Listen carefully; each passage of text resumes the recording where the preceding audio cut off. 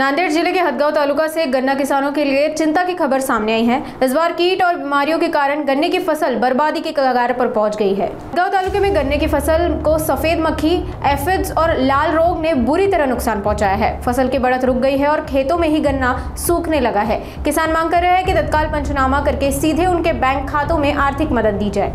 शेतकऱ्याचं ऊसाचं पीक प्रामुख्याने हमखास येणार आहे। सोयाबीन, कापूस हे रोगानं ग्रस्त झाल्यामुळे शेतकरी ऊसाकडे वळला असून यावर्षी पांढरी माशी आणि फुमणी अळी खूप याच्यावर रोग आलेला आहे।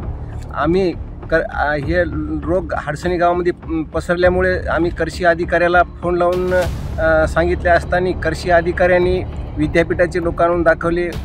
विद्यापीठाच्या लोकांनी त्यांचे जे काय उपाययोजना सांगितल्या ते शेतकऱ्यांनी केल्या। फुमणी अळी किंवा ही पांढरी माशी आटोक्यात यायच्या मार्गावर नाही। शासनाने शेतकऱ्यांना पंचनामे करून काही मदत द्यावी ही शासनाला एक पत्र सुद्धा कळवलेलं आहे आणि जे काय उपाययोजना आता